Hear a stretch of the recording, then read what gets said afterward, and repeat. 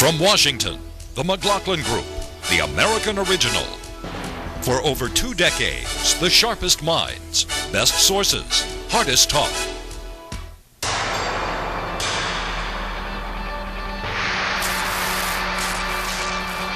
We've provided a platform for success for some of the most respected companies in the country. We fueled their growth with a highly educated workforce and a can-do, pro-business attitude. Just ask our trusted business partner, Toyota. Visit Mississippi.org to see what we can do for you. If, for such a small word, it packs a wallop. If I live to 100, if Social Security isn't enough, if my heart gets broken, if she says yes.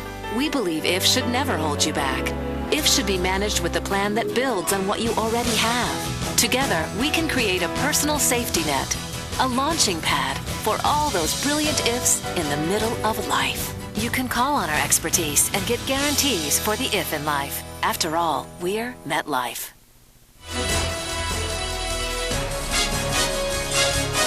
Issue 1, U.S. government health insurance. It will cover preventive care like checkups and mammograms that save lives and money. President Obama's hopes for health care are clear. What this would mean if it becomes a reality is far from clear. Mr. Obama used the 4th primetime press conference of his presidency for one purpose: to sell his plan for health care reform to the American people. What does the Obama plan actually mean? According to the president, 1, no add-on to the nation's monumental deficit. I've also pledged that health insurance reform will not add to our deficit over the next decade, and I mean it. Giuliano. 2, no denials of coverage. And finally, no insurance company will be allowed to deny you coverage because of a pre-existing medical condition. 3, no bilking. The reason we want to have a public option is just to help keep the insurance companies honest.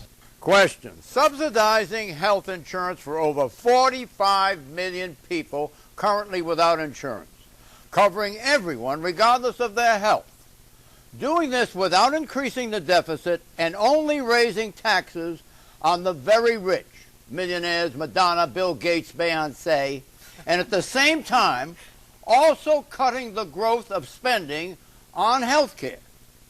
Is this too good to be true? Of course it is. John, he has 2 big problems here. One is that you look at every poll, healthcare reform is just not at the top of people's list of concerns now. They care much more about the state of the economy and jobs. So he's pushing something that people don't care about that much right now. 2, it's too good to be true. He says people aren't going to lose their health insurance if they want to keep it. It's not true. He says he's going to bend the cost curve down. It's not true. He says it's going to be paid for. Very likely not true. It's an astonishingly ineffectual, cynical, and dishonest performance. This plan is sinking of its own weight, and it deserves to. Eleanor. Well, you just heard the Republican talking points. They have determined that to do their part to try to kill this, as one of their leading stars pointed out. Don't forget the blue dog. The Republicans say this will be Obama's Waterloo. If he loses, he'll be finished politically. But it has devolved. The Republicans basically are irrelevant because the Democrats can do this on their own. And this has devolved, you're right, into a fight among the Democrats. And it's a reform of the insurance system. If you think you can't lose your insurance today, you can. 14,000 people every day are losing their insurance. People care about it a lot, contrary to your expectation. And if the Democrats let this opportunity go by when they have good majorities in the House and the Senate and they have a Democratic president, they will pay a huge price. So I think in the end they will come together and pass something, and it will include something of a public option. They may call it a co-op or something else. But it's not a government takeover any more than Medicare is a government takeover. There are lots of private plans that coexist with Medicare, just as FedEx and UPS coexist with the post office. So this is not a decimation of the private insurance industry, although some may want it to be. Of course it is going to lead to a decimation of the private health insurance industry. That's exactly what Obama's intention is, not immediately. But if you have a government option backed by unlimited resources, i.e. the U.S. government, at a lower cost than what the private companies are doing, then all of these small businesses and big businesses will then offload all of their insurance responsibilities onto the government, onto the public option, meaning he wants to starve out the private insurance companies. And this plan is so labyrinthine, it is so complex, it is so costly that if it passes, it's going to turn us all into psychiatric patients because it's all going to make us crazy. The CBO put out new estimates last week, $1.5 trillion cost over the next 10 years. The more the American people see the cost of this thing, they see rationing, they see a reduction in care and the quality of care and access to their doctors, the less they like it. That's why these poll numbers on health care and Obama's overall job approval numbers are sinking faster than a cement shoe in a Hudson. Hold on, Clarence, I'll let you right in. Okay, the president and taxpayer-funded government health insurance. That's a good example of what we're trying to build for the American people. There's a marketplace of different plans that they can access depending on what's best for their families. Now, one of the plans that we've talked about is a public option. Sounds reasonable. But is it as enticing as it sounds? The former chief economist for President George W. Bush, Gregory Mankiw, thinks not. Consumer choice and honest competition are indeed the foundation of a successful market system.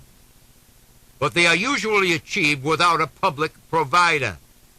We don't need government-run grocery stores or government-run gas stations to ensure that Americans can buy food and fuel at reasonable prices. Unquote. What would be the impact of a public option? If a public option is available, it will probably enjoy taxpayer subsidies. If the government has a dominant role in buying the services of doctors and other healthcare providers, it can force prices down. Once the government is virtually the only game in town, healthcare providers will have little choice but to take whatever they can get. Is the public option a backdoor to a single-payer government healthcare system? Because many Americans are happy with their current healthcare, moving immediately to a single-payer system is too radical a change to be politically tenable. But for those who see single-payer as the ideal, a public option that uses taxpayer funds to tilt the playing field may be an attractive second best. If the subsidies are big enough, over time, more and more consumers will be induced to switch. Question, is Obama forcing private insurers to bring down costs by bludgeoning them, economically speaking, with a government-subsidized program that takes their business away? Well, one can only hope, John. I mean, we're talking competition here. You know, first of all, what do we care about? Taking care of people, taking care of insurance companies. I'm kind of annoyed by this whole notion. Well, you're going to hurt the poor insurance companies. Private sector insurance because taxpayer money is unlimited, and the government will consistently underbid the private insurers. Mankiw was talking about how the insurance companies can't stand competition. I thought competition was good. You're going to have choice, and you're going to have competition. The problem is that's going to help the public. As he points out there, Fannie Mae and Freddie Mac started as private companies. They became public companies, and then they were indestructible. That's a subject for a different show, John. I just want to get this in. You know, we're hearing from the supporters of the status quo that we're going to lose coverage, going to lose choice. We're losing that now with private insurance. The private sector has failed to support and serve the public in a satisfactory way, and that's why we're having this whole debate right now. And I think that's why the public is going to vote for some kind of a public option to compete with the private market, whether it's called a co-op or something else. 75% of the American people who have health insurance like their present system. That's what I hear. I don't know who those people are, John. I mean, I've heard these polls too. I think that again, is how you phrase the question. You don't worry that the government is going to be rationing doctors, rationing hospitals, the private sector rations now. Yeah, look, the private sector rations now, John. Believe me, I've been out in the workforce for over 40 years, and I'm constantly getting cut back by private insurers, and the companies do shop around as they should. You have to start at the point that the current system is unsustainable. So something has to be done. Look, and well, why does it have to be radicalized? Why can't we do something that's This is not radical. Exactly. This is not radical. This is a halfway measure. It's choice. You're going to have choice. The public will If you like your insurance, you can keep it. That's right. And That's the not only way true. that- That is not and true. It is No, true. you That is can't. not And true. in These are- today's market, That's a key dishonesty in this whole and- debate. All right, and- all right, excuse me, let Rich in.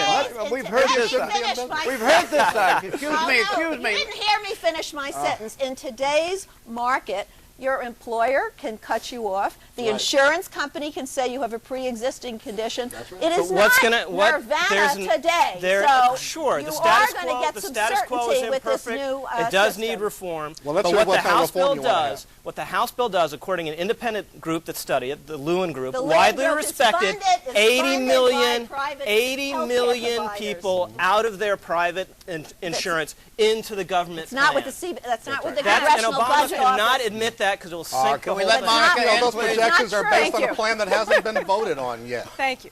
On the question of competition, there are thousands of private insurers already on the scene. We have plenty of competition. Last time I read the U.S. enough, Constitution, evidently. thousands of insurers. Last time I read the Constitution, the Founding Fathers did not have in mind that the federal government would be selling health insurance. Does that mean that reform is not needed? Of course not. The Republicans do have alternatives that are free market based. But what this is really about, this is not about health care. This is about the federal government led by Barack Obama and the far left, which is why you've got a splintering off of moderate and conservative Democrats who don't like this one bit because of the cost and because of the explosion of big government here. But the far left is driving this because it seeks to take over more and more of your freedom of choice in please. every Please Please, now. please, Please now. please. Come on. Come on. It is- The public doesn't buy that Eleanor, anymore. Eleanor, go ahead. It is not the far left. It is the Democratic Party operating on the mandate that it got from the voters when they elected Barack Obama. So how do you And explain this the is- poll numbers and crashing, Eleanor? crashing, going to They are 59. crashing. Excuse me, Yeah. going to Upside down. 59% popularity is not exactly On health care. crashing. Yeah. And upside going to down. pass. Look, Let me finish. look, I Excuse was- me, my turn. Getting to 50% and 49%. Given all of the bashing people like you have done, he is now getting control back of the debate on this You know who's health done the issue. most bashing? And You know who's this- done the and most bashing? excuse me, The and director of the excuse CBO. me, and this is a battle within the Democratic Party. The legislative Exactly. process That's is what going Monica on. said. We have not seen the finished product yet, and the Democrats have the numbers, and they are not going to blink this time like they did in don't know. 1996. All right, good question. Assuming, Excuse excuse me, failure. please relinquish the Democratic Congress, assuming the Democratic Congress passes health care reform, will a single-payer government program eventually not only dominate private health care, but eliminate it? Yes, that's the entire point. Unless this reform is stripped down radically, that's what will happen, and that's what the liberals want. There will be 40 to 50 million new customers, and a lot of those customers are customers that the private market doesn't even want.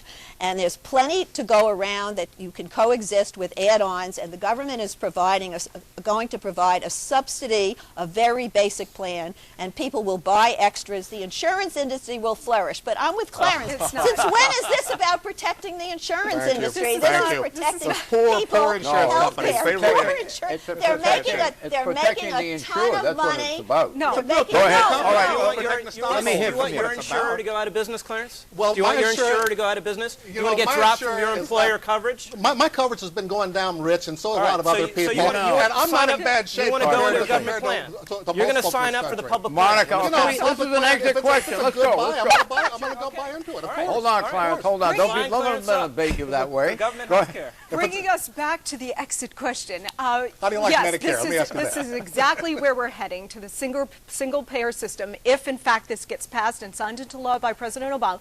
Barney Frank a couple of months ago said as much. This is the objective of the liberals. And just as President Obama allowed Nancy Pelosi and the far left in the House to write the economic stimulus, he has allowed the exact same thing to happen here. And that's why I don't think it's going to succeed. What's the answer to the Well, it's kind of exit amusing. Rich wonders if I want the public health care because I'm almost Medicare age anyway, and Medicare is one of the most popular But it's programs. bankrupt, man. It's bankrupt. You know. Support the Medicare Well, cuts. that's a question of Because it's covering government run. costs. Because it's government It's run. not bankrupt. It's not bankrupt. It's broke. And Going the status bankrupt. quo, medical going bankrupt. health care costs are All doubling right, quickly. right now under the status quo. Quickly. Obama's plan will be a 10% increase in order to get the same thing. What's your answer to the question? I think we Is know. that, what's the question again? The answer to the question is the problem is that taxpayer money is behind the government program. Therefore, it's unlimited. The government will underbid the private sector programs, because it's got a natural tendency to maintain itself in existence. And that will mean the end of private health care over time. And I think it's a bad idea. Issue 2, Afghanistan agony. We knew that this summer was going to be tough fighting, that there was an interest in the Taliban exerting control. Right on both counts, Mr. President. The fighting is tough and the Taliban are winning. With a mountainous terrain that favors guerrilla warfare and the summer heat reaching 120 degrees, NATO coalition forces have been unable to put down Taliban insurgents in southern Afghanistan. The number of Taliban attacks is now at its highest since the war began in 2001. And July is now shaping up to be the deadliest month on record. 35 U.S. soldiers have already died this month, surpassing the last year's monthly high of 28. 750 U.S. soldiers have been killed since 2001, and 1,000 deaths are now expected by the end of this year. Is the war winnable? It is unlikely that we will be able to defeat the Taliban. The ingredients of successful counterinsurgency campaigns in places like Malaya, control of the borders, large numbers of troops in relation to the population, strong support from the majority ethnic groups, a long-term commitment, and a credible local government are lacking in Afghanistan. But what should the Allied forces do?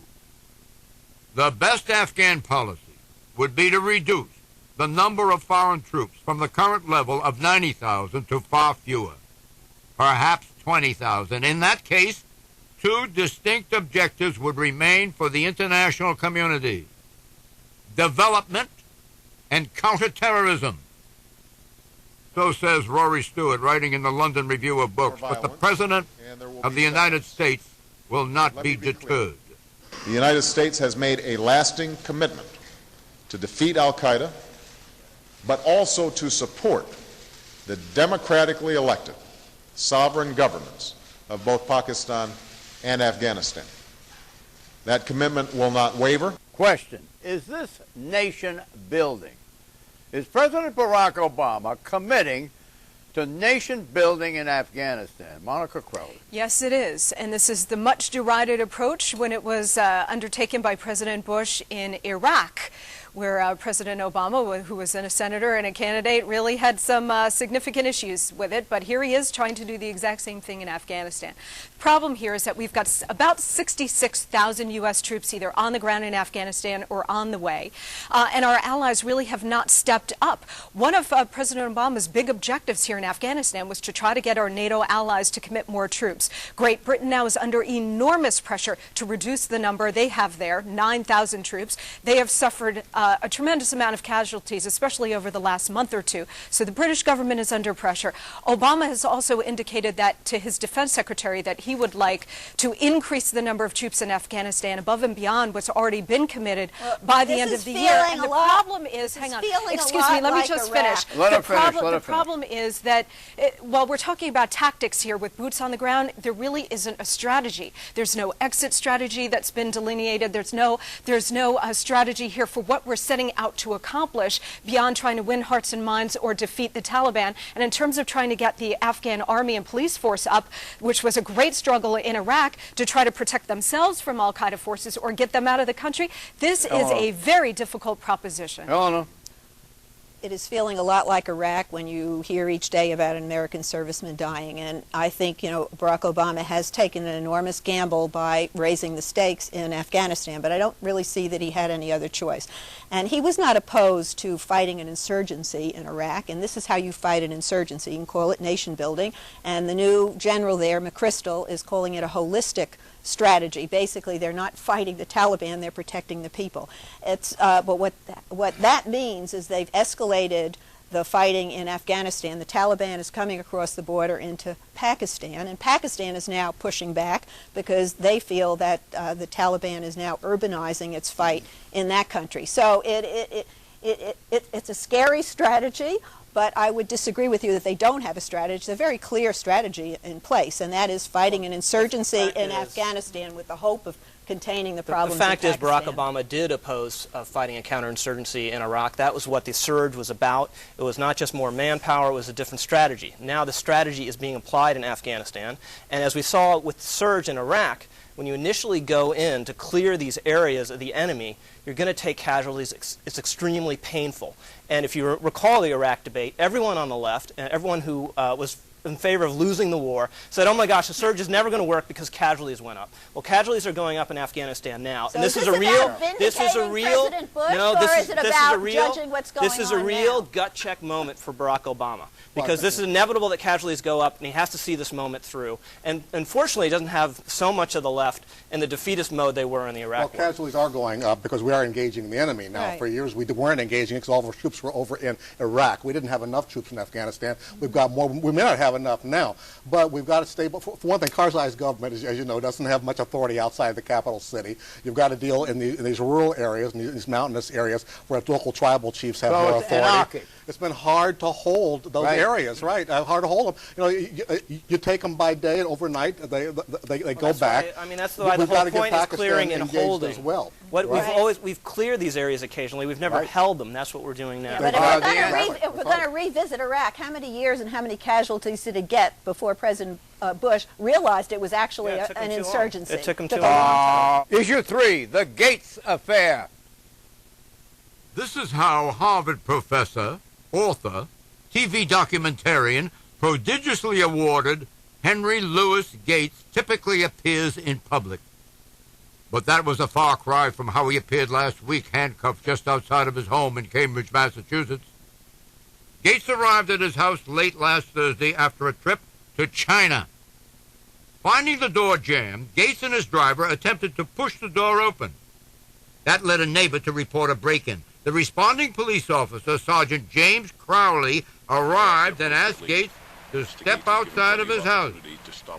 Gates replied, "Why? Because I am a black man in America?"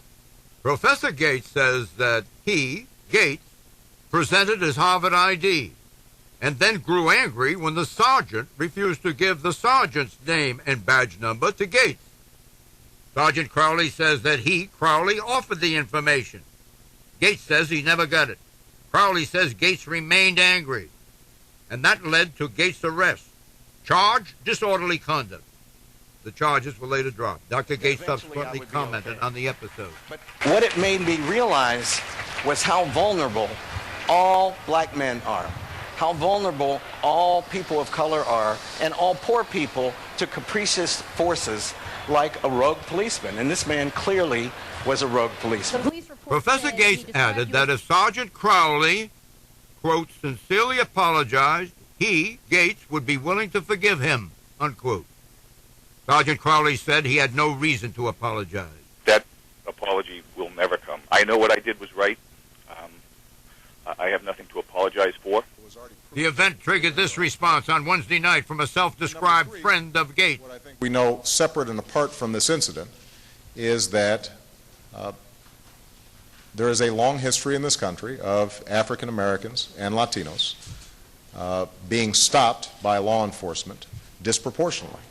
President Obama also offered this assessment of the Cambridge police. The Cambridge police acted stupidly in arresting somebody when there was already proof that they were in their own home. Sergeant Crowley voiced disappointment at President Obama's comments on the incident. I think it's disappointing that he waded into what should be a local issue. He himself said at the beginning of that press conference he didn't know all the facts. Mm-hmm. He certainly doesn't based on those comments. Question. Professor Gates is being defended by Obama. At the same time, he's proposing a documentary on the criminal justice system. How will that impact Gates? Clarence Page. a bigger audience, obviously. I'm sure he didn't do this for publicity. You know, I've known Skip Gates, as we like to call him, for years. I was shocked that he would be arrested. Anybody who knows him knows, you know, he's 58 years old, walks with a cane, not a menacing figure.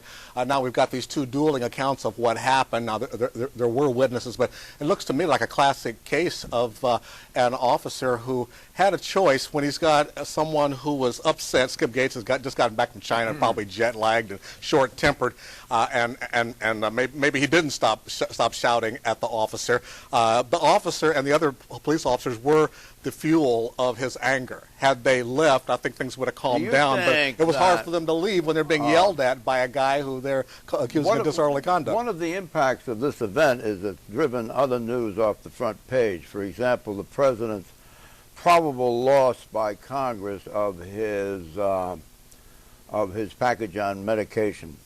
Well, he hasn't lost it. Well, I They're don't just think not he's going to going get to the vote vote before the August recess, so let's not. Which we kind of thought might happen anyway. We thought that might happen anyway. Only a little over a week, I mean, for Pete's sake. And he's driven other news off the front page, like the economy. Do you think it's possible that this was wired? No, because the economy and healthcare ain't going away. If anything, he upset his own. From one word, stupidly. Yeah, he upset his own agenda, and I think here's a guy who's very guarded. Did he not know that this would happen? Here's a guy who's very. Did he calculate the return on driving? No, I don't think driving other news, bad news off page one. No, and accepting this. Usually we are drowning in this story. I'd love to answer your question, John. If you stop asking it, I know. I want to impress upon you the value of having wired this whole story. Listen, I see what you're trying to get at, but I don't think President Obama is that stupid, because the backlash against President Obama for putting his nose in an issue where he should not has been tremendous. Look, as president, he is the nation's chief law enforcement officer. He should not have taken a position where he is prejudging an ongoing investigation and a case and weighing in against the police officers before he had all of the facts. What's more important, this flap or the fact that he's losing with the Congress on his major health care bill? Issue is huge. Forced prediction on a strategic importance scale 0 to 10, with Russia and China rating 10 and Liechtenstein rating 0, rate the strategic importance of Afghanistan. I put it at about a 7, John, because its fate is intimately connected to the fate of Pakistan, a nuclear-armed state. I'm going to put it at a 9. This is the war we should have fought instead of getting diverted into Iraq. Quickly. I put it at an 8 with Al-Qaeda and the Taliban in Pakistan. I'll say 7. It's a key, critical part of the world, and we don't need to lose it. The answer is a 2. Don't forget to follow us on Twitter. Bye-bye.